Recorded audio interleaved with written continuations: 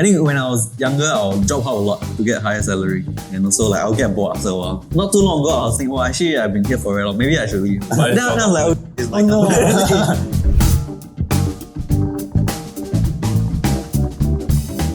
Welcome everyone to I Know a Guy, and this is the show where I meet interesting people doing interesting things. Today we have the Woke Salaryman. On my right I have Choon and I have Ming on this episode, and they run a webcomic called the Woke Salaryman. It's been how long? 7 years already? Going to 7 years. Come April next year. How does it feel? Long, man. Yeah, it is. Yeah. It's the longest job I've ever had. We never knew that it would last so long. Right? I think when I was younger, I'll job hop a lot to get higher salary. And also like I'll get bored after a while. So I mean, not too long ago, I was thinking, well, actually I've been here for very long. Maybe I should leave. Then I was like, no. It's testing your patience a little bit already. Right? So I mean, it's a constant, not struggle, but it's a constant challenge to always like remain relevant, finding like new angles to talk to our audience Motivation, right? Because we do get like bored of doing the same format, even if it's a format that's very popular, because we still haven't scaled to the point where we don't do the work. So, or we might not even want to. Being able to hand off. Yeah, but we might not want to. We still enjoy a lot of the stuff that we do, but sometimes the format is the same thing, and we know it works. But people just want the McChicken, you know? They gotta get them the McChicken. Actually, to our credit, we evolved a lot since 2019, which we started. In the beginning, it was just like how to save money. 50, 30, 20 rule. You know 50, 30, 20 rule? No, please tell me.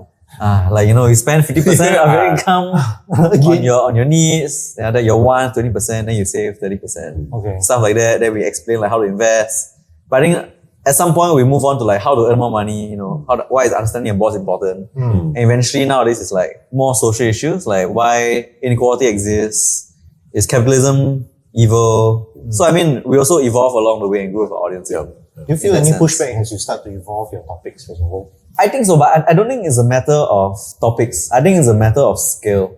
I think we are very clear on our values, and when we have like, let's say a 10K audience, there'll be very little pushback because it's very niche and everyone agrees with you. But then now we're at 790K followers. Surely like a percentage of that will not always agree with you, or they will be outside your core audience. That's where the pushback comes from. How do you respond to such detractors? So when you scale, it's a very interesting thing that happens. So for example, the relationship that you have with your community now, we can see it is so intimate, right? You know them by name. Like, hey, Princess Unicorn, Zylo, Perry is here, but he's not when they call him Perry, you know. You've seen those like I show speed stream, like it is fast until he cannot like read how anything. does he even read anything from I don't it? think he does. But they do catch it. I watch some other streams. So I watch this community called RDC. It's these guys that make skits and stuff. They're really funny. I started to go on that stream too. And it's happening so fast. But what you read is the most frequently said thing. So they say, this shit is whack. And you see 5 times, then it registers. So it becomes another dynamic where this volume of people that is engaging with your stuff, right? You can't see niche, like, specific things anymore unless you slow down and specifically make an effort to look at the chat log afterwards. So we have to be very cognizant of that. That sometimes the noise of stuff that we get, deluge of things that come when we post something that might be a little bit more divisive. We have to give ourselves that perspective and go, okay, a lot of this is doing well because algorithm is pushing it, but what does our core audience really think? They are more important than the noise. And this is a constant mental health battle that we need to remind ourselves to remember. It's funny because when we were smaller, that's all we wanted. We wanted mainstream level of Recognition and ability to have the algorithm work for us. And when you get there, there's a whole host of other problems. So we also need to remember we're in a good place too. Do you remember your first commenter or your most frequent commenter? Does he still comment? Yeah. Oh, remember, we know them by names, like we say it as like running jokes. I think actually up to like the 200K benchmark and milestone on Instagram, I was still replying like the DMs one by one. So that was like 2021, 22. So I still remember like people from that time. So for like long time followers, like I will remember. I mean, sometimes I just check the DM and they message me. I'm like, oh, okay, how are you doing? We have like a small chat out. But like anything after that, like, I think it was just too much for like mental health wise, right? Because like the people were like debating your point, like wanting like argument or wanting like a lot of nuance from a 20-page webcomic meant to educate like the layman. A 20-page webcomic?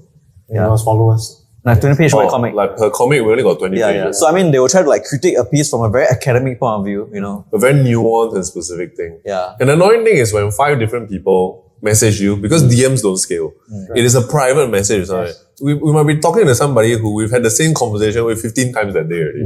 So it does get a little bit tiring to be a human being. And I can understand, like, those big pages, they need a team to handle this kind of thing. And when you do that, of course, then the intimacy with your audience is lost.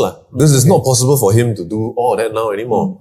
We can't reply everything. Also, like, when you are a big page, like, criticism is very harsh towards you. Like, you can no longer be like an upstart where you are slightly sarcastic or like slightly rude. Yes. If we interpreted the wrong way. Yeah, now people say like, oh, you have no empathy. Unbecoming. Like, last time it was a joke. Then now it's like, they will use it a way to like attack you in some way. A page of your position should have more responsibility and Shouldn't do accountability and all that. So, I mean, we also have to adapt in that sense. Yeah. So would you say that you realized that this was happening maybe around the 200k follower mark, or when do you realize that people weren't just reading your comics? They were actually following your advice? I wrote a piece about bringing my family on vacation, and then like someone said, I read a piece as well. I also brought my parents to Japan because I was inspired by that. So I think it's through the face-to-face encounters that like we learned that because maybe as like an occupational hazard thing, we also kind of like discount a lot of like nice things that people say on us online because if we take that to be 100% true, then we must also take the best type of 100% true. So sometimes I just think it's easier to compartmentalize. Just ignore everything online. Even you say very nice things online, I also don't listen. But if you tell me in person, you're like, oh, that's nice. That's more impactful. Yeah. Then, for Choon? I think it takes a while. You can't just dispense the kind of advice, or not even advice, like the kind of wisdom that we advocate for and have an instantaneous change in people's lives. We do require discipline over a long period of time to see results. And we've always advocated for that. So in this way, over time, we have sort of weeded out people who want instantaneous or gratuitously fast results. Like people will ask you, what stock to buy? We will never answer that question. Because we can't answer that question. They want the formula. We don't, there is no formula. It is a process of discipline that you have to do to yourself. So it does take a while before then like they'll be following us for 2 years, then when they meet us, they'll go, actually I've been following you for 2 years and it really helped a lot. Gerald, pick up on what you said. Like, not only do they want the formula, they want you to take the responsibility. True. Yeah. So if it goes down, told me you this. say, go down, what the hell? yeah. So I think that's not good for anyone, right? It's not good for us, it's not good for them. I mean, if you buy a stock based on someone's advice, you borrow their conviction, right? And then you might just sell because you don't have the conviction in whatever investment you do. People can ask you to buy a NVIDIA from very long ago, but can you take when the NVIDIA stock price falls 40%? Right? Yeah. Most people will not be able to. You follow the conviction without the capacity, you're in trouble. So funny, because the stock market did take a dip recently, but then it hardly moved again. It just went up again. Then what the heck? And that's when, for folks who actually knew I was going to interview you, they said, you really should go and speak to them to really hear what they say. But I realized that now that if you look at it 4 weeks it's later, kind of going back up. it's no different again. Yeah. So like it goes back to the same thing. If you help your conviction, nothing might have changed that much. I mean, which is why for our audience, we advocate like just investing in a global index. Right? Last time I think S&P 500 was good enough, but nowadays like US is doing strange things. Yes. So just invest. Strange things is a good way to put it. Invest in a global index. And because like that is the only piece of like investment suggestion, I don't want to say advice, suggestion I can make that I can tell someone and walk away confidently like 30 years later, this person will be doing okay if they invest in global equities. Of course, you should also diversify across different asset classes like there are bonds, the CPF, there's gold, stuff like that. To do it consistently over time without trying to time the market. Do you all feel that because of the skill that you have, you tend to stay away from certain topics, or when you're going to post something really spicy, how do you all feel? I feel spicy when I'm going to post something really spicy. It's like when you're about to eat McSpicy, you get this feeling in the back like, ooh, there's going to be something. We say what we want to say. And that means not telling people what they want to hear. To be honest, I think if you are in the self-improvement space, or if you're talking about like lifestyle or even financial space, it's very easy to go viral. The best type of content will be those messages containing one of like victimhood, right? Like your wish is stagnant because someone did something to you. You want to find someone to blame. Yeah. As long as you say or someone else to blame, these pieces will often do well. I mean, we also publish stuff like that because some of it is true, right? Yes. But we also put out content that kind of like balances their worldview, right? That's actually sometimes like the universe is not conspiring against you, like you are conspiring against you. And okay, self-sabotage. yeah, and then that is not a popular message, but we put it out because like we try to be a good friend to our audience, and Wei Chun will define what a good friend means. A good friend is somebody who will tell you what you need to hear but don't want to hear. It's like the Chinese saying, 良药苦口. The bitter medicine is often the one that's good for you. And we try to do it in as empathetic a way as possible. But sometimes if you shy away from it and just chase the engagement game, just do what Ming calls hehaha content, which is just populist things that you know you can just hit. And people will just like, without solving the thing by mentioning the trade-offs and the macro system and why the system is the way that it is. Something to snack on, to junk on. Yes. It's like junk food, exactly. So that's not what we do. And we are big enough, to your question about scale, that we can do that. I think if you want to start now and be that indignant and that principled about it, I don't know if it will work in today's climate. With so many other options out there. Yeah, I think sometimes people will say like, I mean, when we publish like some of these content, people say I'm following. Then I'm actually like, okay, that's good because I don't want you. because we're trying to filter our audience to have like a certain persona, right? Yes. If you're just, for example, like, I agree with you until I disagree with you, then I unfollow you. Yeah. That I don't think you're intelligent person. Yeah. We don't want you to I've encountered such people before who say just unfollow and say, that's one person in the bigger scheme of things. That's good. I'm filtering down. I'm qualifying my leads. Okay. To your point about the part of good friend advice, how do you draw the line between what is a good friend advice and just being an asshole? I think it comes down to tone a lot of the times.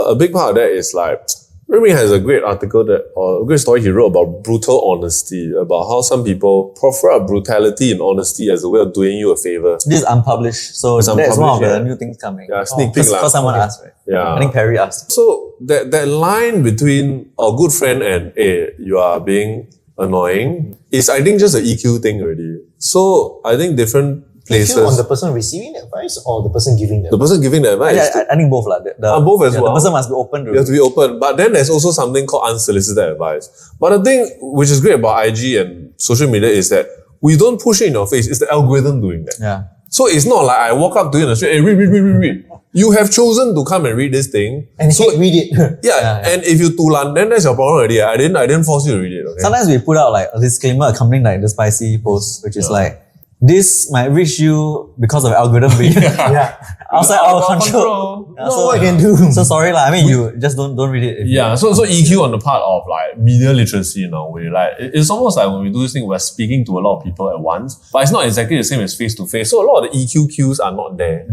You know, like when I twitch the face, then I can explain something that you might be pissed off at. So if we miss it in the way that we write, there might be holes that people can go down and get lost and misinterpret. Or get offended. Because, I mean, we're publishing to a broad audience. Someone might say, oh, this doesn't apply to me. Then like, of course it doesn't apply to you. You're writing to you specifically.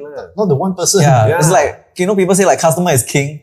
Yes, I mean, generally you should treat your customer well, but it doesn't mean you should give like, Gerald because he wants everything. You as the customers. Yeah. Not you, Go Wei Chun, you don't deserve everything, but customers as a whole. Yeah. So I think because of social media and maybe the experience where the user journey of encountering the content, sometimes they might project their own feelings on it. And that's the beauty of social media. You can be the tone that you want to be. Some people need advice in an empathetic way. Some people need advice like a slap across the face. Then you find the kind that appeals to you. If our style is not what you want, you go and find a style that's more suitable, more softer, palatable. Your style. Or don't have, you go and make one. There's an opportunity for you right there. Go and do it then. So going to this, what's the pressure do you feel when every opinion like this matters in some ways? How do you feel about this? I don't think it matters though. I think our own opinion is probably more important. Yeah.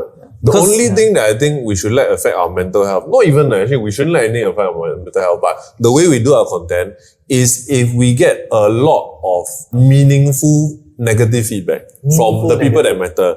If a lot of people that we think are making very constructively reasonable and good EQ feedback to us, then that's something we need to watch. One or two people or a few people being very angry and rude about it that is not following our page anyway, I don't think we need to care too much about it. So I don't think every opinion equally matters because nowadays social media, everybody has an avenue to say their thing already. It's such a oversupply of opinions. Sure, I also look at like how the opinion is delivered. I mean, if it assumes bad faith from the start, I will like probably discount that opinion. But I mean, if we do let comments that are like well reasoned and argue so like they make stay. the effort to elaborate. Yeah, exactly. Oh yeah, just yesterday you did it. There was a comment that he put on a Substack article yesterday, and then there was a comment that disagreed with the article, but in a very eloquent and lengthy way. Somehow the comment was deleted. he copy paste the whole comment and put it back up and said, this is a good comment. We'll put it back. But it's basically criticizing the article. Oh, so I thought that was great. That's good in the sense that you're actually showcasing or highlighting how you are able Yes, to... the way... Yeah, exactly, yeah. exactly. But I think, let's say comments that attack our credibility, say like, oh, you're sponsored, that's why you're say this. Yeah. I think things like that I will not accept. Yeah. How do you feel about such things? Oh, sponsored, paid chatter, paid actor. I mean, there's a term... I think for us, we sleep very well at night because whatever message, even if you don't like it on our page, like, we agree with it. It's just like that. We have rejected messages that we don't agree with, even from, let's say, the government.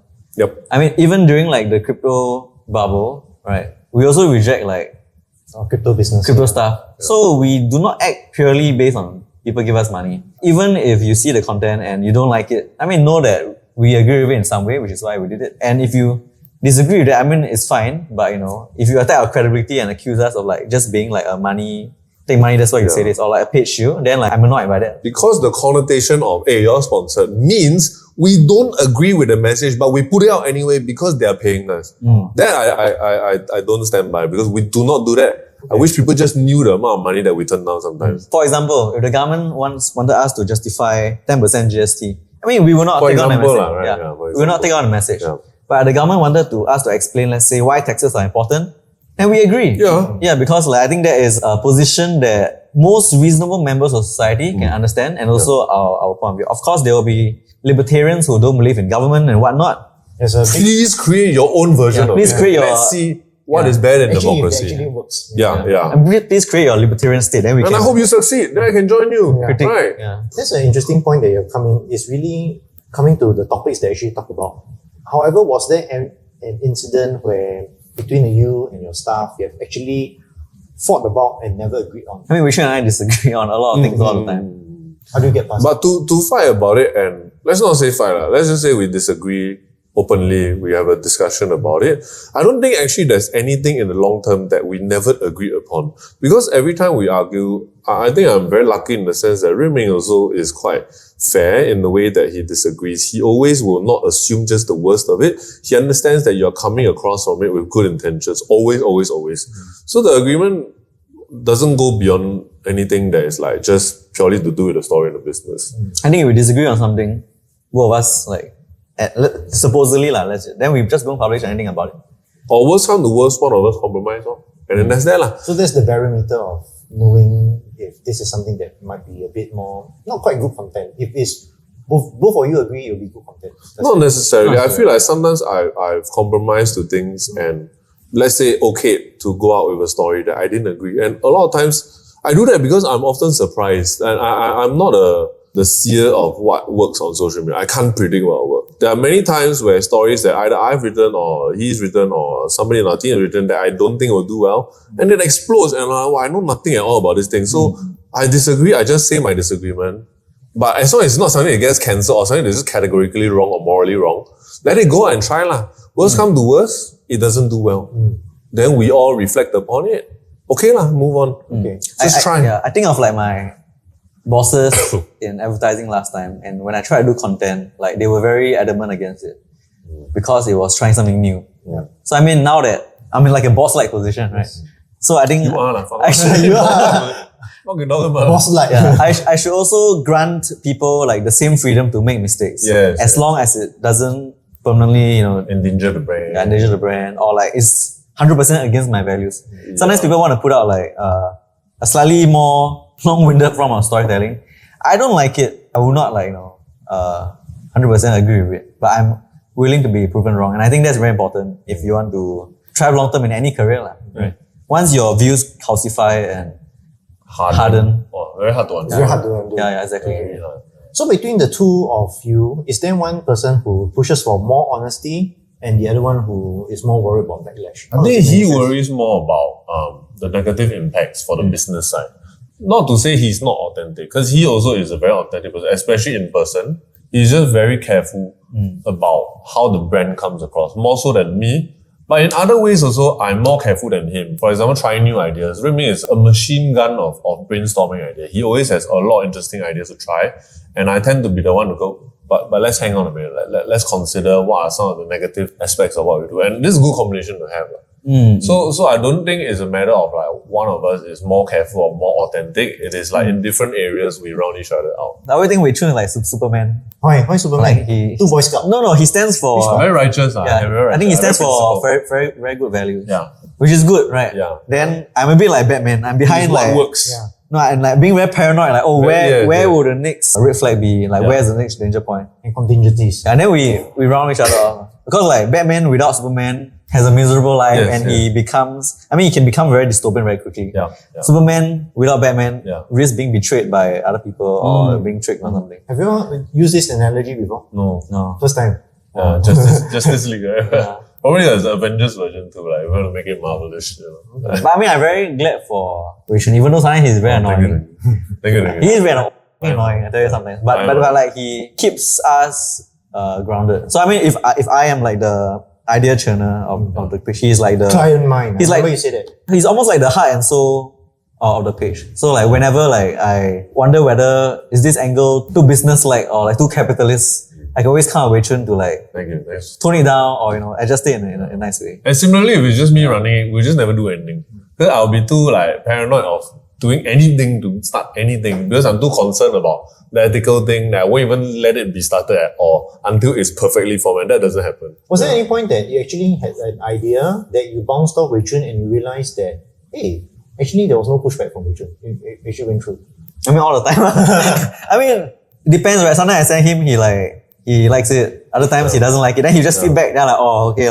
Yeah. Then I just edit it. Same lah. It's like part of it. And it's interesting because this idea of friends starting business is one thing. Another thing is like friends being creative partners together. I think it needs more like study, and I've been very obsessed recently with documentaries or anything about creative partnerships, and a lot of them don't end well. For example, Beatles were only together for like 7 years, something crazy like that. And it changed musical history. We end next year, Yeah, so it is really hard to sustain this kind of thing. Because as people grow, as their life circumstances changes, when we started the business, like we were hungry and we needed this thing to work a lot more than we did now.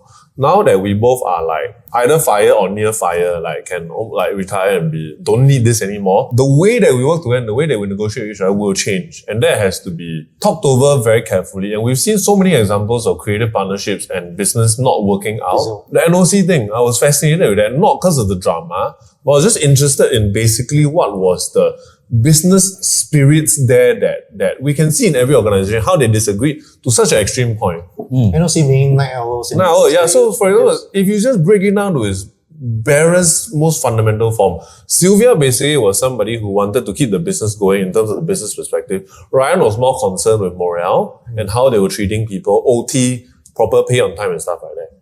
And these are both legitimate things to have, but it's just taken to what kind of extreme. And we have heard so many horror stories of entrepreneurship friends or peers that started around the same time that fizzled out because of oftentimes very human reasons. It's not even we cannot make money. But how do we negotiate with these differences that we have? That is very dangerous over the long term. Do you feel it's a size thing when it comes to a company where... I think size definitely matters because once business grows to a certain size, then pressure increases. With small size, like the pressure is there, but it's always manageable and containable. I mean, just an example of like the Batman's movement when we should mention NOE, like NOC, like my paranoia spikes up. It's like, But that was okay, right? I didn't say anything. Yeah. I mean, like we gas into something, but then it's also like the trust I have in him to just let him continue and know that he will not say anything. I mean, sometimes I go too far also lah. Then he gotta tell me after, I think not safe. Dial it back a bit. Yeah. No, only once when we were having cystic. Oh yeah, that's funny. Not that serious. You know the cystic story. You want to say? Yeah, I can tell him. So we... As in the Filipino... Filipino dish. Yeah, so we went to the Philippines on our book tour, and then we were very nicely hosted by one of our friends' parents. And they took us around. It was a great day, and they said, oh, you go Philippines, you must try this dish called sisig, right? It's our chili crab, right? So we tried it. Earlier, we had sisig at this other place called Jerry's Sisig. Jerry's is a bit like, what is it, Aston's? Yeah, Aston's. It's good, but it's not like fine dining. It's not one. So we say we went to Jerry's Sisig. Then they said, oh, we must take you to the best sisig in Philippines. So they took us there and eat. And then I feel like actually this one so I just said it. I said, I think Jerry's Sisig is better. And then he and like Viv, our BD% at the time, so they were like, what the No, we didn't say anything. Yeah. Because in their head. also don't embarrass and make it a big deal, right? Yeah. I think like host- straight away after the host live, like, what the You're like, what? Okay, what? I remember I said, I thought he was somebody that could take it. Like they could take my honesty, you know? I mean, possible also lah. But I mean, if you meet someone's parent on first chance, I would not take that risk. Yeah. I knew where this was going because it's like, Chun says, oh, JXP steak very good when they bring you to like lorries. Yes. Aston's. That'll pay. Sorry, my friend says, You don't say Aston's better like, when you go to a Michelin level thing, you know? like, Yeah. okay. But guess that honestly, will- I thought Jerry City would No offense, yeah. I don't know. Shout out to Jerry Sisik. Yeah, shout out. Now that you have been here for about 7 years already, you know, and business financial advice changed quite a bit. What's a piece of financial advice you gave in 2019 that you no longer believe in? Wow. I don't think, for me, I can't think of any left because I feel like our advice has not changed much over the years. In fact, that has been to our detriment sometimes because like sometimes people say we just say the same thing over and over again because we believe in those things and a lot of the things, in fact, that we said in the past that we got flagged for, now like you play out events 5-6 years later, like it turns out I feel like we were actually On the right side of history. on the right side of history and we received a lot of flag by people. Where we went, they might have been better, generally speaking. 6 years ago, we published a comment called, your 20s is not your time to YOLO. Oh, yeah. Some people say like, no, money can earn back one. You should enjoy your 20s.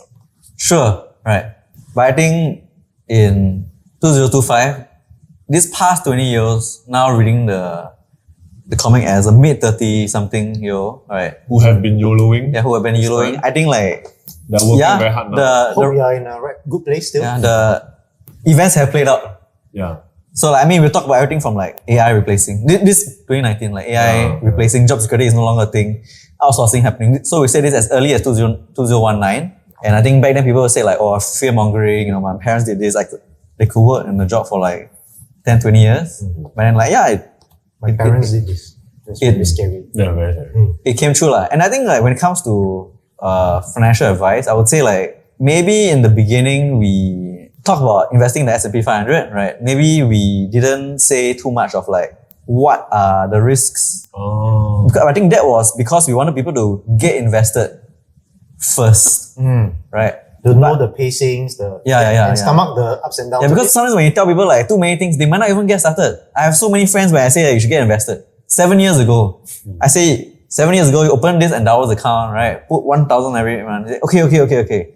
Then I know everything they know. But then like 2 years later, 3 years later, during the pandemic, like no investments until you sit down with them one day and you force them to like, okay, you go set up the gyro now and do it. That's what I do with my wife. I just sat her down and come here. Come here right now. I say, next time. 3 hours. Yeah, but then like by then they already lost, over like 100% of gains, during that time. So I think like we might have oversimplified in the very beginning, but of course like along the way we also nuance with other articles like why it might not be a 100% safe bet. Yeah. So I if don't. you're nerdier, you can read those also. So I don't think we have like misled the audience in any way, but I think the first instance we said it in 2019. It was a lot simpler. Yeah, I think like it was a lot simpler because over time we grew of our audience also. So as our audience demanded nuance, we provided it as well. Yes. Sometimes when you flood people with like too many things in the beginning, they get There's a overwhelmed. term for that. There's Terry Pratchett book about it, and he said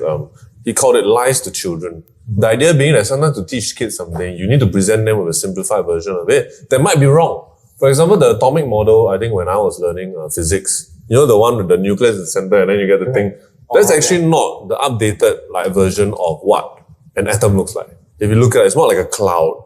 But it's easier to learn that because you see the particles in this track and you can count how many and stuff. Okay. So it's a bit like that, And think about it, even with the simplified stuff, right? So many people are not even investing. They're not Imagine we bomb them with like the full thing at the very beginning. They will not. nuance, They will not ever invest. or concentration risk and all this stuff. Do you feel that with all the proliferation of all these tools these days, it's a bit too easy to get into it and people start to think a more casino mentality also? I think that is true for a small subsection of the populace. I think for most people, it's not about tools, it's about psychology and psychological safety. Like they simply either don't think it's important to invest or they are too scared to invest. So I think these are the two big hurdles that Which is people. worse? Because it could also go the other way where instead of inaction, they overaction where they start trading, let's say the gambling aspect of it. They take something that's meant to be an investing thing and go to trading instead. In a way, you could say, oh, because the tools are there, but the psychology is such that if the tools were not there here, they'll just go and do gambling. It's just an extension of who they naturally are. So it has to be fixed from a psychological perspective first. So there are all these apps that make like tracking expenses also easy. But actually, I still feel like there is a lot of merit in tracking your own expenses on your Excel sheet yourself because it builds into a habit. And if you don't have the habit, it's very easy to break the positive behavior. Okay. And what's this positive behavior of this habit, you say? Basically, you track your expenses, then you find out how much you're spending. It make you go, oh crap, I spent this amount on this. No, you feel like, no, actually, that's a negative aspect that I don't think is healthy. You should be like, wow, this month I saved $2,000 this month. Maybe I can do it again. And then when you track it, you realize, oh shit, I did it again. Now I wish for $10,000. $10,000 become $50,000, become $100,000.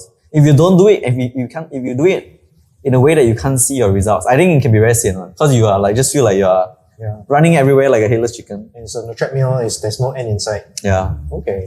I've never seen it that perspective. Mine's more like, oh, I should really cut back on these areas and more.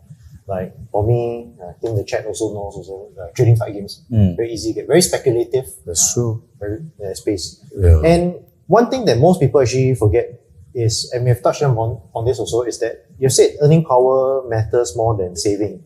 Has that changed now that you run a business? No? So I watched a video by this guy called Shao. Shout out to Shao. Okay. I know who he is, the bald dude. Yeah, I mean, don't define people. By his physical attributes. Yeah. But I mean, he said it immediately, I know. Alright. Okay. One Punch Man. Okay. No, so he said, be active in your active income and be passive in your passive income. Too many people in Singapore like do the opposite, right? They just coast around at their job. Then they try to be active in trading stocks. But that is wrong, because you will never have the advantage like a Bloomberg trader, someone with a Bloomberg account has. You won't have like any information 5 advantage. monitors on their desk. It's like seeing like instant, they can do like thousands of trades a second. You won't have the resources, you won't have like the time to pore over the financials and whatnot. But the fact is, if you consider the number of people who earn 30,000 a month versus people who return 20% per annum for the long term, the 30,000 people are far more in number, right?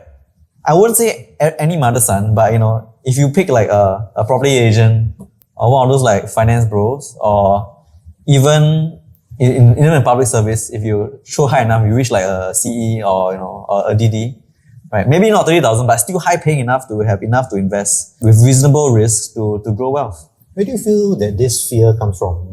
Or this lack of confidence? I think it's learned helplessness. I think maybe they join an MNC, and often in MNCs like where promotion is very structured.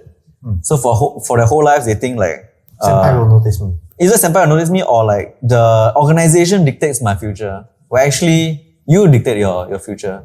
Sometimes I speak to Gen Z, and they are saying like, oh, what is the next new content thing that you should do? And I'm like, I don't know, right? You should go and do yourself, and you be almost like the TWS of your generation. Like, you know best. And if you can take enough risk, if you can save up enough money, you can take enough risk, then you could also run like a successful business. It's not about looking at the blueprints of what any organization have done.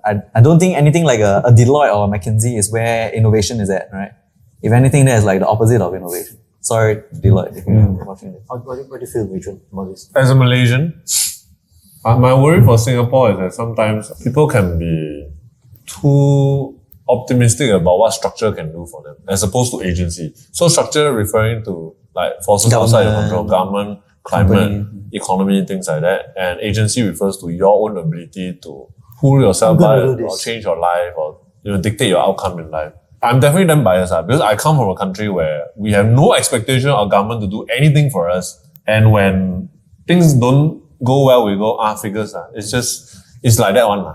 But in Singapore, like every time there's a mistake, not to say the government is perfect, I'm not saying that. Everyone will say, what are they going to do for us? What about me? Never help me in this way, never help me in that way. From my perspective, that's the biggest threat.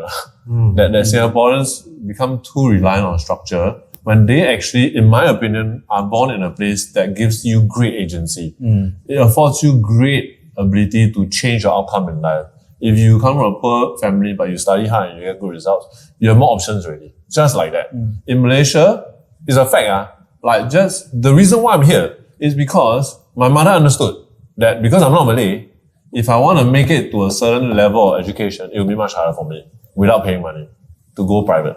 Have you seen this like reflect with your other peers or your friends who have stayed in Malaysia and maybe? I don't have a lot of friends in Malaysia, so I don't know. Okay. And the friends that I have in Malaysia is all made after we started Woke Salaryman, so they skew towards the people who are very active in like starting business and like, you know, dictating their outcome in life. But I do feel like Malaysians tend to be a bit more entrepreneurial. But I think for a lot of the reasons too, because for example in Singapore, the cost of starting a business typically is quite expensive, rent and all that stuff. Yes. It's difficult lah. So it's not just, you know, the people is this way or that way. It's also a lot of like structural things at play lah. I think also this correlates to like the happiness as a nation. Singapore is famously not that happy of a nation, right? But studies have also showed that consistently one of like the highest predictors of happiness is you having like a locus of self-control. Like you feel you're in control of your life.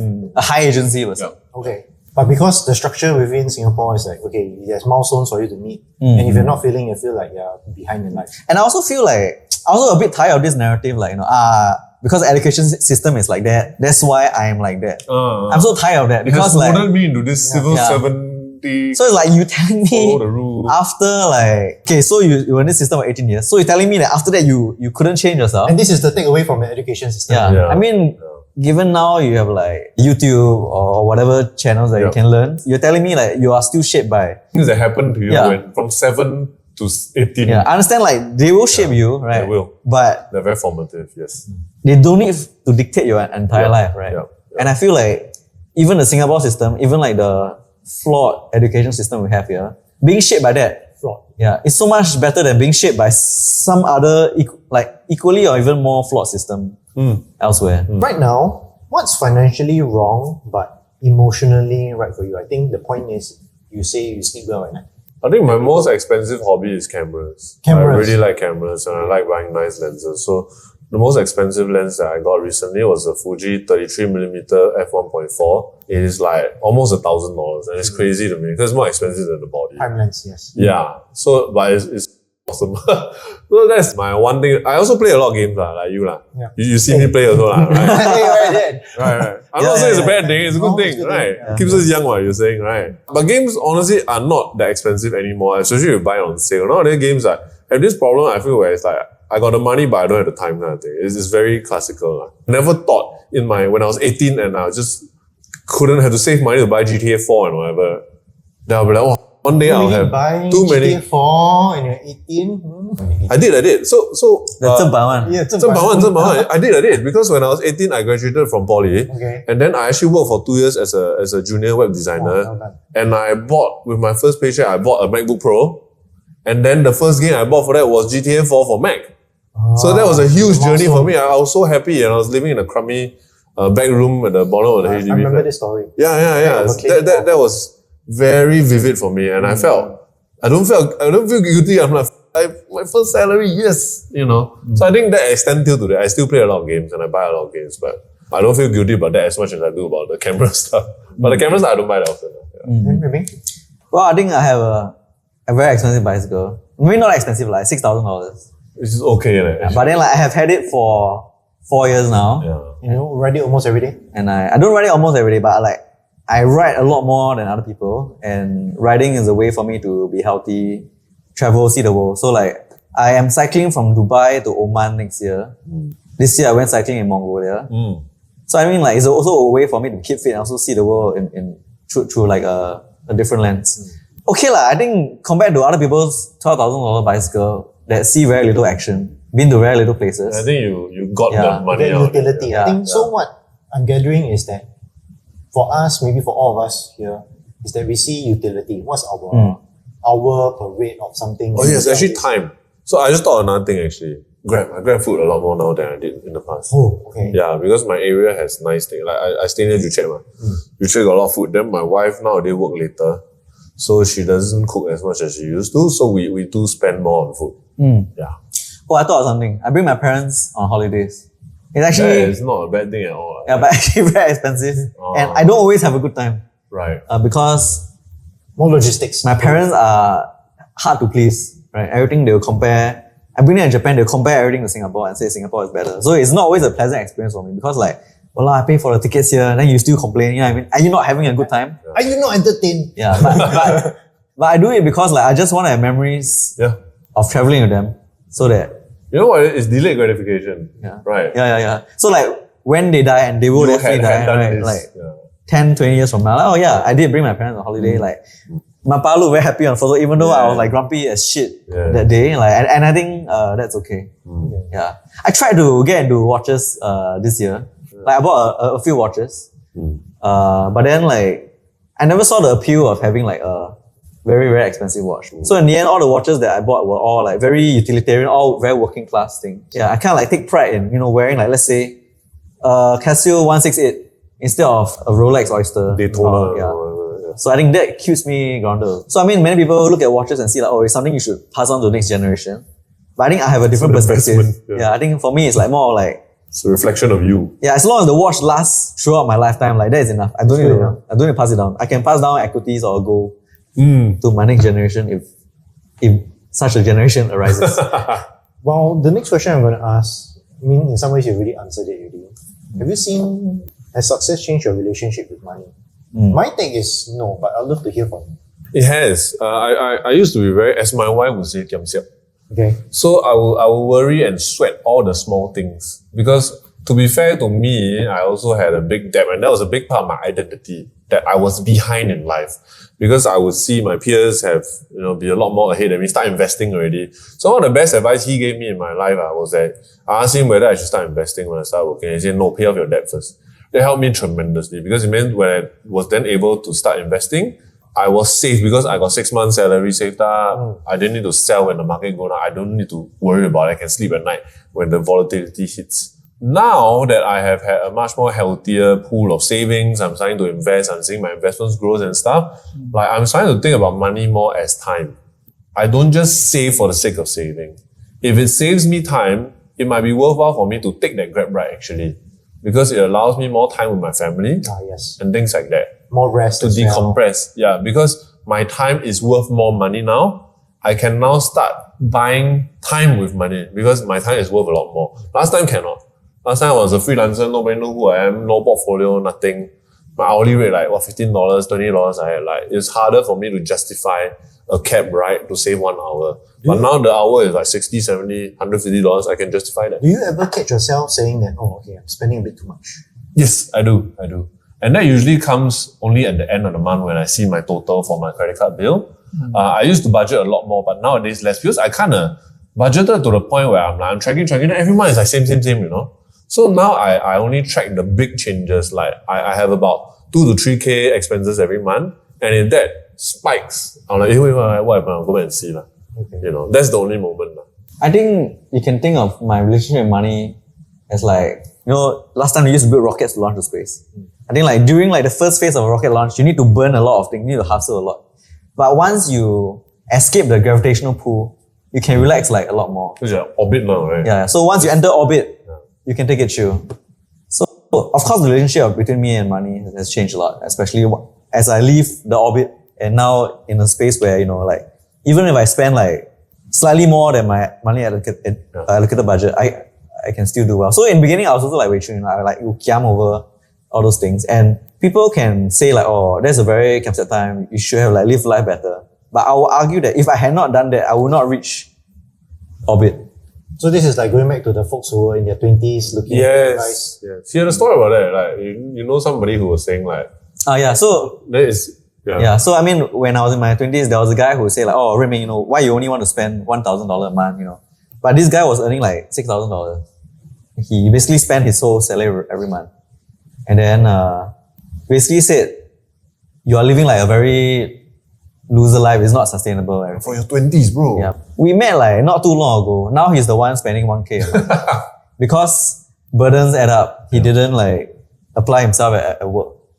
So what I'm trying to say is that even if you want to enjoy life for the longest amount possible, it makes sense to front load. I feel at least for me, to front load the suffering. Okay. Because you either like suffer for, let's say, 10 years, then you coast for 40 years. 40 years. Yeah. Or you enjoy the first 10 years, then you suffer for the next 40 Yeah. years. What do you want? Yeah. Choose your one. Because it's very possible for someone in their 40s to make a comeback, but it's statistically very rare for someone to come out from the 40s without strong financial standing and, suddenly be on the right financial trajectory. Yeah. So my approach is like, get shit done early, then you can close. Because of compounding. Yeah. Because time compounds. 先苦后甜. Yeah, 先苦后甜 is what I believe. First bitter, later sweet. Yes. Is there ever a point where it's actually too late, you feel? Yeah, I think so. Sometimes I meet uncles at a lot of like these SGX events. 60. Yeah. And then I was like, what can I invest in now? So they ask me how to turn their $100,000 To a million. to $1 million. Or like even $500,000.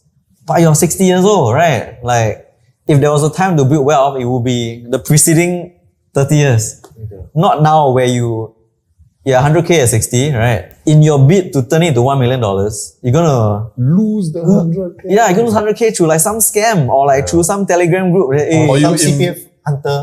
Uncle Leong's trading Telegram signal. Like, you're gonna lose all your money there, right? And it doesn't even need to be something evil or insidious. Right? You could put money in the stock market, and then when it's down, you got some health problem. Then you already like you're in trouble. You gotta take it out at the down. You actualize the 20K of loss, and now you're 80K. Then you pay your medical thing, you are 30K. Of course, this is a very pessimistic scenario. Yes, of course. I think most people, maybe in your audience, still have the Time. time and agency to kind of Yes. turn stuff around. Then I would say now looking back at 2019, woke meant awareness and wasn't so much political now. And now it's a loaded term. Does it still fit your message? I think it still does because we never use woke in like the American sense, where it's tied to a lot of like social justice movements.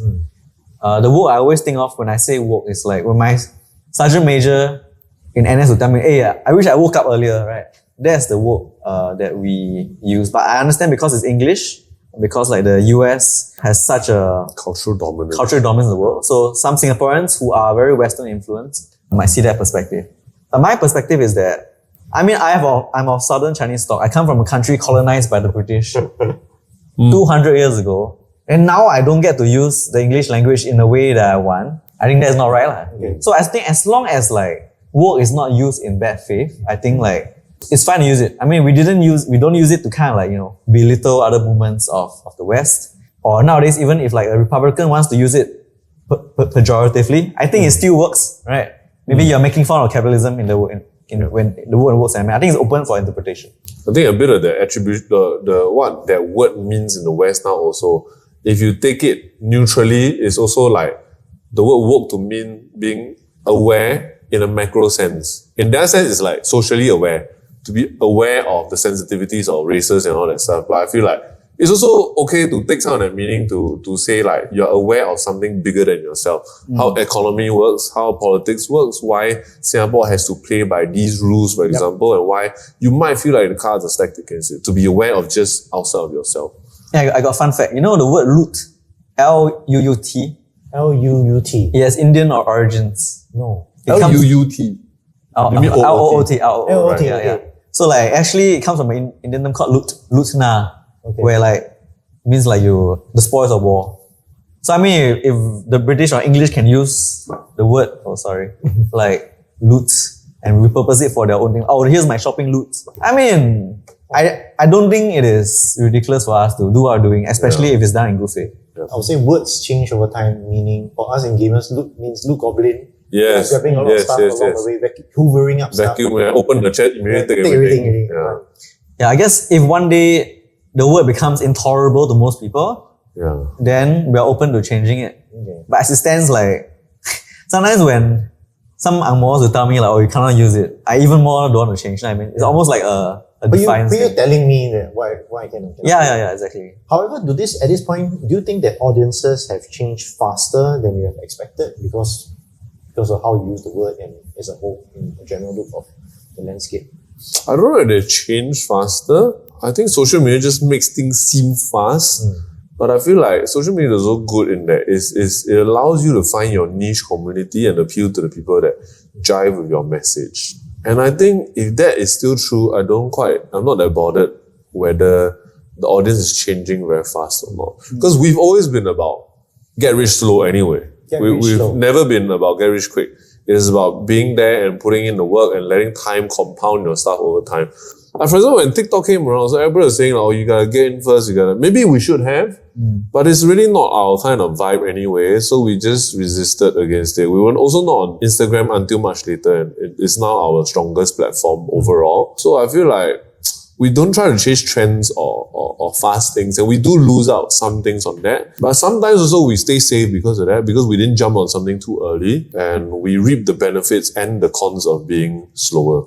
I think overexpansion kills people. Applies to companies, it applies to like armies also, right?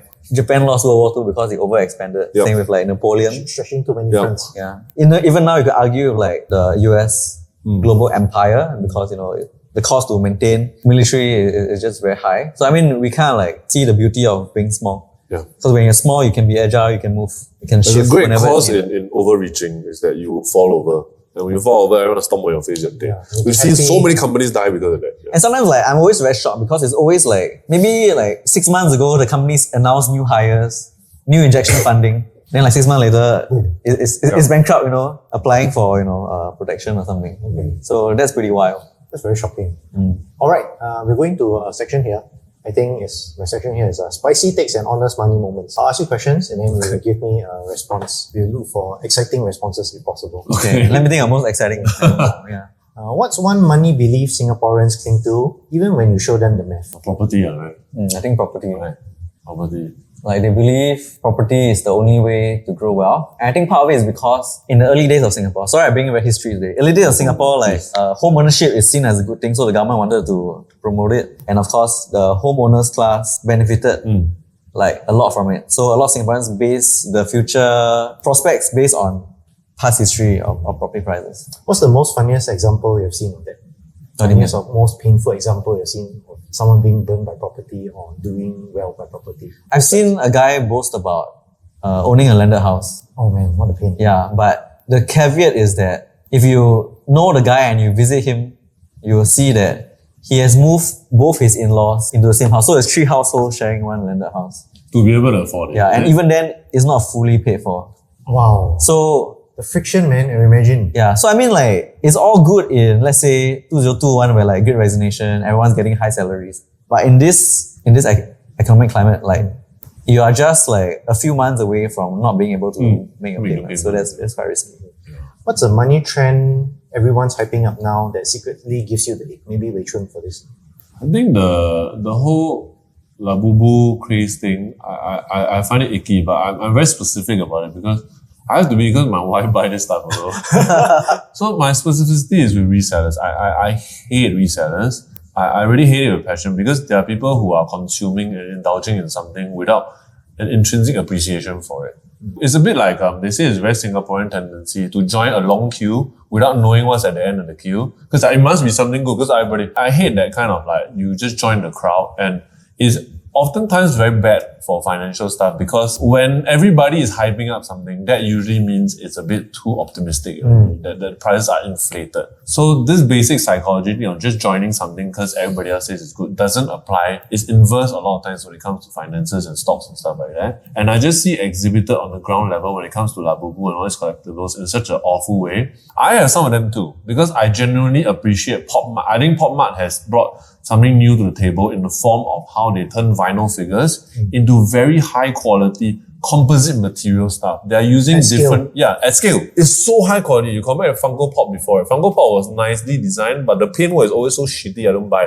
I've been looking for, because I love Boba Fett, I've been looking for a Boba Fett Funko Pop for years, but every time I see it, the paint job is shit, I will have to buy it and paint it myself, because it's just color inside the thing cannot. But at scale, they can't do it. But for some reason, Pop Mart can do it, and I appreciate it. So I buy specific things that I like, and often I buy the thing, right? It's the cheapest one because people prefer the other one that I think actually looks like shit. So I'm collecting it for my own reason. I think that's legit. But if you collect just because everybody collect, you're stupid. And the market always crashes. The bubble always pops. Always. Okay. Yeah. I think I will caution against like collecting, whether or not it's like Pop Marts or like Labubus or like watches or bags, as your main form of investment.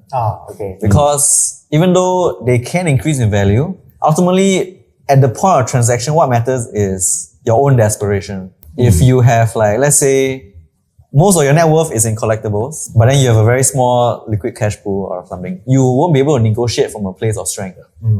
Which is why for the same identical, let's say, Birkin bag, someone wealthier can get a lot better price than it versus you kept it in the bag and you hope you appreciate, but actually the rest of your finances are in shambles. I think something relevant to your audience also is, for example, Pokemon cards. I'm fascinated with Pokemon cards reselling as a market thing because the market has fluctuated so much where it has become from a margin game to a volume game very quickly. And nowadays you get people making content about Pokemon card reselling and the content itself does better than the actual business of reselling. Like, there's a guy that is so generous with his cards, like kids come to him, he let the kid negotiate with him, then he just give him stuff for free because that is better for the content and the algorithm. But I saw an interview with somebody who does that kind of business and even they are saying like they have to be very vigilant because the market will shift just like that. And they actually have another day job that allows them to do this for fun. It is so interesting to see all these things play out because these things come and go so quickly. For a business like ours where we've been doing the thing that is somewhat similar for a long time, it's fascinating to me to see businesses that have to adapt so quickly. Singapore has no capital gains tax. Why don't we feel richer? Well, that is a hard one to answer because feeling rich, and the word rich alone is also very contextual.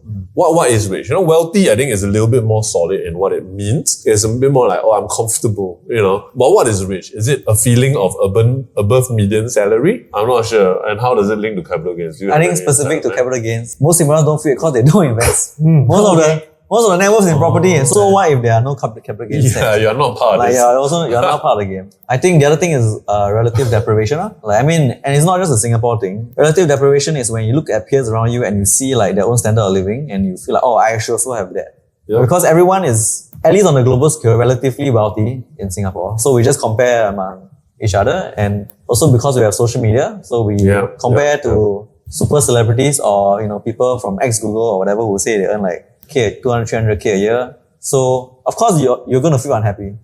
I feel that happiness doesn't need to cost so much. I once traveled to this place called Madura Island in Indonesia. Madura Island, okay. You know where is it? They have very famous bebek goreng. And like the people there were like poor, not just poor by Singapore standards, poor by Indonesian standards. And they were actually happy. And I found that like very strange because like if they could be happy without flush toilets or having to walk 1 hour to their school, why can't Singaporeans be happy, right? I don't agree with the Bible a lot, but the Bible gets it right. Comparison is the thief of joy. What's the one thing you see Singaporeans happily go book for, and is it worth it? Happily go book for. And they book for BTO, I think it's worth it. That's one thing that they are... Yeah, if you're asking me like, stuff like they go Niseko to snowboard, I think like that's not up to me to decide whether it's worth it. But it's up to I think not worth it. them. If you borrow money to do that, I don't think it's worth it. If you borrow money, but if you can afford it on your own terms, then I think it's okay. Because they say go broke for, Go broke for. What would they go broke for? That's the stupidest. Okay. I think so. I think whatever thing you spend on, you should at least genuinely enjoy it or have something that lasts for a long term. Yeah, I think going broke for anything is problematic. You should be able to afford it. I don't know what's the rule. Is it 5 times or 3 times? If you want to buy something. I think twice. Twice, yeah. So if you can't buy it twice, maybe you shouldn't buy it. Strangely, it applies to some people because the relationships are also fleeting. Yes. And it doesn't build on your current. Yeah, it is exploiting this psychological loneliness that men have in a very strategic and industrial way. Oh my God. Yeah. And male loneliness. Yes. Yeah. A topic for So if we talk about going broke, for example, one thing that we don't like and we've never advertised for is BNPL, buy now, pay later. We hate those things because they are basically like credit cards without the KYC, without the know your customer stuff. It makes it so easy for people to overspend on something they cannot afford anyway. If you can't buy a new washing machine to the point where you have to borrow money for it, then you shouldn't buy this washing machine. Or TV, something like, or even to go on holiday and stuff. That's the stupidest thing I ever heard, to borrow money to go on holiday. Then on the flip side, what's something Singaporeans should spend more on, even if it'll never make financial sense? I think their family and experiences and time, unique time with their family. I'm not saying you should go broke for it. But I feel like Singapore's spending power right now is still quite strong in an arbitrage sense. The Singapore currency is strong. So you can afford to go on somewhat interesting holidays around the world and be able to pay for it. So you should look for these unique experiences with your family that is outside of just the standard experience that you get at home. I think there's something special about it. I'm quite inspired by Ming's story about taking his parents on holiday because there's just something about it, about being able to take your family somewhere else to be together in a setting that's outside this daily thing where we need each other to function a certain way. So these unique experiences, I think, are worth it. Okay, for example, like exercise. Let's say you go buy stuff at Decathlon, right? It doesn't seem to make sense in the beginning, but if you keep your body fit, you exercise more, in the long term, that is probably worth more than, a big portfolio. Why wouldn't it make sense to buy stuff at Decathlon? No, I mean, You don't see the immediate gains. yeah, of course you don't see immediate gains. But I'm trying to say like you should have make decisions not just based on financial health, but also physical health, mental health, because they're actually all linked. Yes. Financial is not just financial, right? It's also the other aspects of health. If you were to make a comic called The Dumbest Things We've Ever Spent On, what would be in it? The dumbest things. I think outdoor gear. In my 20s, I spent a lot of money on outdoor gear, but because I spent so much on outdoor gear, I had no money to go holiday. And then by the time I go holiday, the outdoor gear is 5 years age already.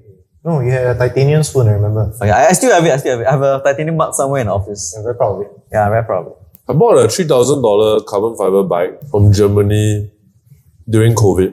$3,000 is not that much to spend on a bike, and it's a good bike, but it was just not suitable for the way that I used it. So I live near the Juchet area, Marine Parade there. So I bought a mountain bike, and there is nothing there. So I'm cycling up the Tanah Merah Coast Road, like 80 kilometers. It's just flat, and I had this thick-ass tire, suspension fork and all that stuff. It was fun, but I realized that actually I bought something without truly understanding the thing, and I spent on too high level of equipment. So now my way of going into these hobbies is that I will buy the second cheapest thing first. So I won't buy the shittiest thing. I'll go Decathlon and buy that model or whatever it is I want to try. So if it's a mountain bike, I'll buy a Decathlon entry-level mountain bike. I'll try that lifestyle first. And if I like it, I'll sell it and I buy a really good one after I spend a year in that lifestyle. Okay. I don't just reach straight for the nicest thing that I can buy from whatever hobby that is. I think it's also fun to kick people's ass with the second loudest thing. True. Me, I have a not so high-end bike. I love to overtake roadies on it. The true engine is the person on the bike. The person on mine, yeah. Okay, we're going to wrap things up here. So, ending a bit more questions. What's something success taught you that numbers can't? I think if you want to do anything significant, there will be haters. Or anything different in your life, like there will be haters. I always have this example. If your work impacts one person, you will have no haters. Chances are the person loves you a lot. Impact 4 people, maybe now you are a manager, you in charge of something, make some decisions. Some of the people under you will not be happy. One or two to learn a bit. Yeah. And then when you reach 1,000 people, 10,000 people, 7 million people, then you must always be comfortable with, not comfortable but just know that there will be people who disagree with you and they can be very vocal about it. And that's part of the process. Yeah, I mean the haters is part of the admission fee to success. I think for me, maybe it's the idea that enough is worth a lot more than growth sometimes. I think sometimes along the same lines as what Ming said about overreaching and trying to grow too fast and stuff. I think gratitude and mental health is very important after you get that success. It can be very easy to be fooled into this idea that to constantly improve my life would make me happy. There's a point at which it'll be diminishing returns, and you need to figure out what that point is for yourself. Otherwise, you'll be miserable forever. Because improving your situation by, for example, earning a lot more money helps a lot in a very visible way at the beginning. When you go from 10K, or let's say you go from earning 12K a year to 120K a year, that's a huge improvement in every aspect of your life. That's like an intern to Yeah. The CEO right? Managing director. MD, So that's a huge thing. But to go from that to then $1 million a year, I feel like it starts to diminish and peter out for a lot of people. So everybody has their own enough point in life. But if you don't sit down and ask yourself, and also to remind yourself, actually I'm here already, I'm okay already, I don't need to keep feeling like I'm not doing enough. I should be satisfied and be content with where I am. Then you actually do yourself a huge disservice and you might be miserable in your 50s. Yeah, that's my worry. I agree. Like my first 100K is mind blowing. Yeah, that 200K also still mind blowing. Yeah. But then the subsequent 100K, it's not bad, I guess. Yeah.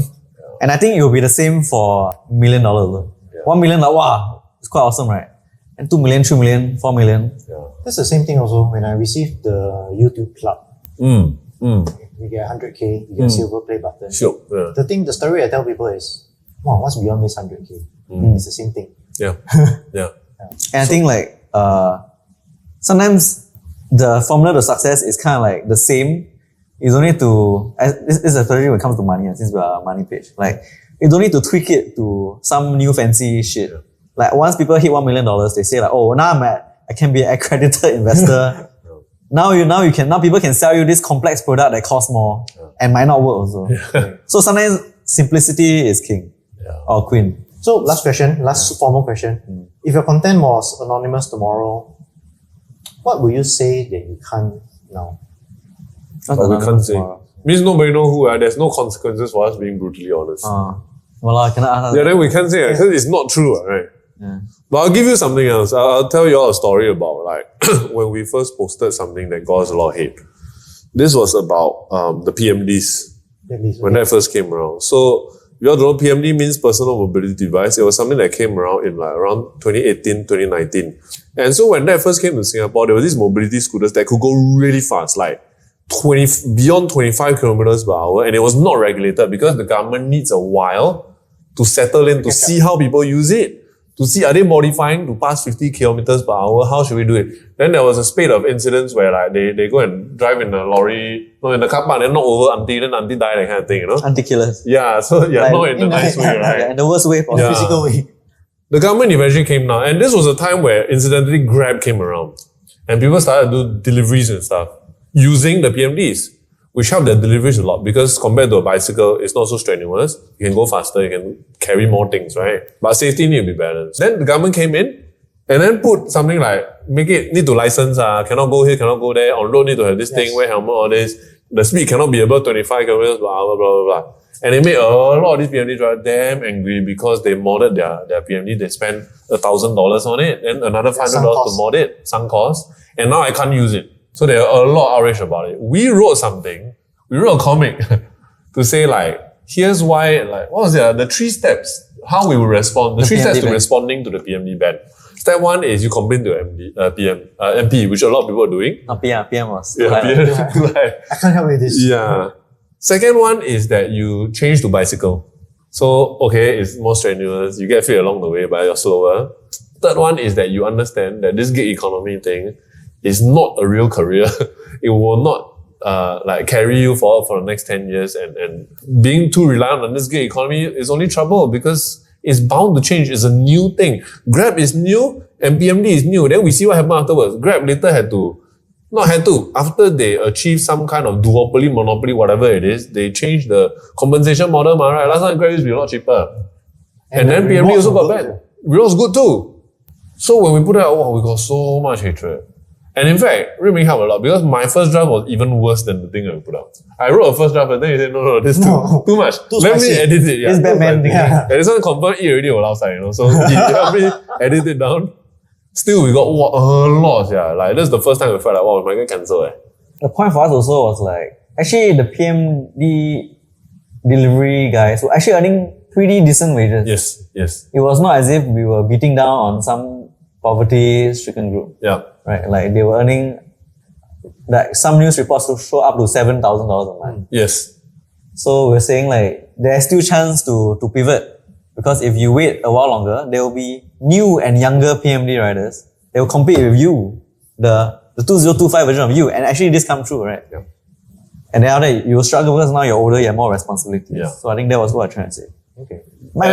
We go back and look at the story, like 5 years later, and we're like, actually, everything that we said has come to pass. Like, we were right, but maybe the tone and the timing was off. Mm-hmm. That's why we don't chase viral things anymore. Okay. So, if we were anonymous, we might say more things like that. But I think also over time, as we had to, when we took on sponsors, we had to become a lot more EQ, right, with the way that we say things.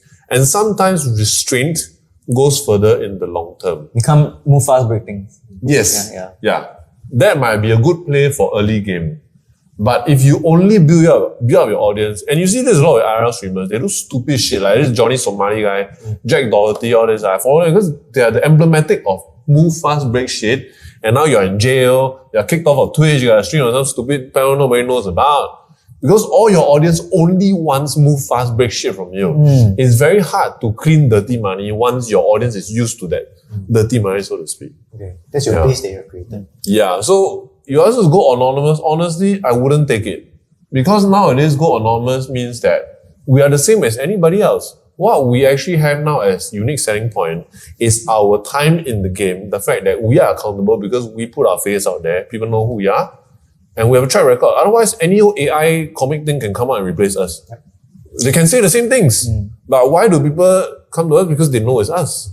I think, yeah. As a cycling enthusiast, popular opinion I add to the piece is that actually, if you get really fit, right? Yeah, As a bicycle is even better than a PMD. I will argue that no bias. What? No bias. No. I mean, you can jump curb, you can modulate your speed. So what I think is that if we rely too much on PMD, we are going to have a very large base of former PMD riders in the future without elements because they don't get the exercise. Which I feel maybe in some way actually that is one of the best parts of the job. That you actually get exercise if you get to deliver stuff. I agree. Yeah. Maybe not 100% empathetic answer, but I mean if you ask me, that's an opinion. A controversial opinion. Yeah. Okay. Very cool. All right, come to the end of this, and this series is called I Know a Guy. Who's your guy? Someone cool that I should go and talk to next. Then you got someone? I think Choon, he's very cool. No lah, but he already know me. Oh, true There's a guy I know called Sam Driscoll. He's a friend of mine. Hey, he was on Twitch. Yeah, he's really funny. He's a comedian. But what's interesting to me about him is that he's a really good guitarist and musician also. And he has put out albums and stuff in the past, but he has had to kind of navigate this idea of being a musician, understand that actually I might never be a John Mayer type of level. So then what do I do? And he kind of pivoted into comedy and content creation in a very interesting way, I find. How about you? Anyone you know? I know Yu Pin Siu, I guess. Oh yeah, Yu Pin Siu is really cool. Yeah. She's cool. You've been covering her for quite some time as well. Yeah. You can go check out her and see how she's doing.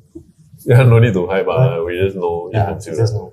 Yeah. Thanks everyone for joining us on this series. This might be the last series ever, which is something that you guys do on the podcast. Yes. It's really about the viability of this and whether or not this. It's cool that you're trying new shit out. This is so cool. It is. It's very brave. To do these long ass streams, to be on camera all the time. It's a stamina that you do. But thank you so much. Zone 2. Thanks for being here, and I'll see you guys hopefully in the next one.